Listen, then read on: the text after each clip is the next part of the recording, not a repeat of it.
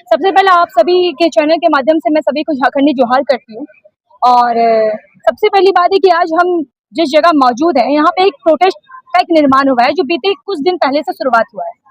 तो जैसे हमसे सवाल किया गया कि जेपीएससी और जेएसएससी इस दो अलग अलग एग्जाम के बारे में, अगर मैं देखूं जितने समय मैंने अनुभव किया है कि हर साल जब भी ये एग्जाम निकलते हैं तो ना जाने तमाम स्टूडेंट्स, तमाम लोग अपने सपनों का घर समझकर, सपनों का एक उड़ान समझकर आगे आके एग्जाम देते हैं ताकि हम लोग अपने घर के आशियाना को बना पाए, हम लोग अपने सपने की उड़ान को भर पाए। लेकिन आखिरकार अंत में ये मालूम हमें होता है, ये ज्ञात हमें होता है कि ना जाने कितने ऐसे भ्रष्ट लोग हैं जो चंद पैसों के कारण एक गरीब की सोच को, गरीब के सपने को ठुकरा दिया जाता है।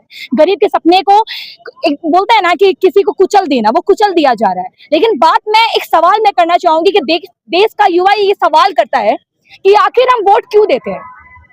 हम अपने राज्य से, अपने सरकार से पूछना चाहते हैं, वो तमाम युवाओं की तरफ से, कि आखिर हम लोग वोट क्यों देते हैं। तो इसका जवाब है, हम वोट इसलिए देते हैं ताकि हमारा देश आगे बढ़े, हम वोट इसलिए देते हैं ताकि हमारे राज्य का विकास हो, हम वोट इसलिए देते हैं ताकि हमारी शिक्षा व्यवस्था आगे बढ़े, हम वोट इसलिए देते हैं क्योंकि हर व्यक्ति अपने हक और अधिकार के लिए अगर लड़े तो उसे उसका हक मिले। लेकिन जवाब पता है क्या है कि हम लोकतांत्रिक भारत में रहने के साथ एक ऐसे भारत में रह रहे हैं जहां पे लोकतंत्र को चश्मा पहना दिया गया है। आज लोग कहते हैं कि युवा आतंक फैला रहा है, युवा जंतर मंतर के बाद हर जगह बस नेतागिरी कर रहा है। हमारा कहना है कि चिंगारी लगेगी तभी तो आग लगेगा सर। कहीं से आगाज हुआ तो आज पूरी जनता, पूरी आवाम जाग रही है कि अब हम लोग को ये भ्रष्टाचार सिस्टम से लड़ना है। और युवा जब जागता है, युवा जब आगे बढ़ता है, युवा जब बोलता है तो ये इतिहास बदलता है, ये सिस्टम बदलता है। क्योंकि युवा ना झुकता है, युवा ना बिकता है, युवा ना रुकता है, युवा बस लड़ता है। एक सवाल और है, सीबीआई की जांच के लिए संतुष्ट है आप? लगता है कि सीआईडी की जांच है, लेकिन लगातार सीबीआई की जांच कर रहे हैं। लगातार सीआईडी तो कुछ ऐसे तथ्यों को सामने ला ही रही है, लगातार गिरफ्तारें हो ही रही हैं, तो फिर क्या सीबीआई की जरूरत है?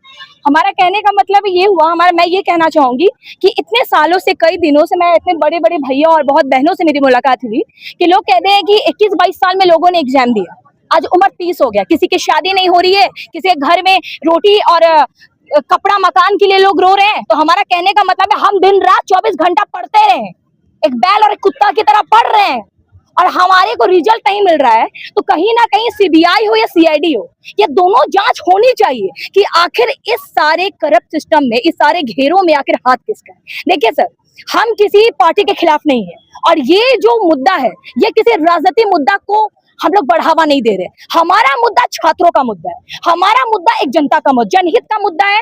हम किसी पार्टी को बीच में लाकर इस मुद्दे को भयभीत नहीं करना चाहेंगे। और रही बात सीआईडी और सीबीआई का, तो ये दोनों जांच होनी चाहिए ताकि अंत में पता चल पाए कि आखिर अंदर का खेल कौन खेल रहा है और हम जैसे युवाओं के जमीर को नोचने का काम कौन कर रहा है।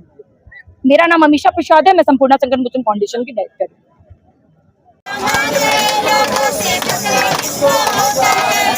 याद कर देखे कोई रोज तमाशा होता है, याद कर देखे कोई रोज तमाशा होता है, याद कर देखे कोई रोज तमाशा होता है, याद कर देखे कोई रोज तमाशा होता है। 5 10 नहीं पर डूबना है,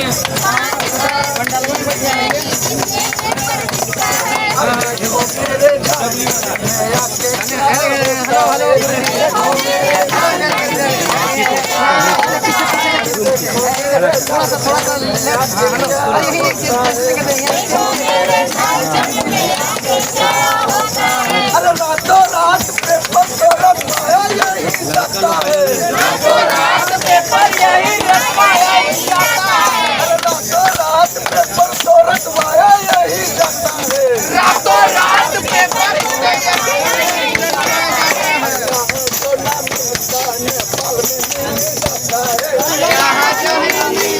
नेपाल में मिल जाता है, 120 क्वेश्चन को ये केस बताया जाता है, 120 क्वेश्चन को ये केस बताया जाता है।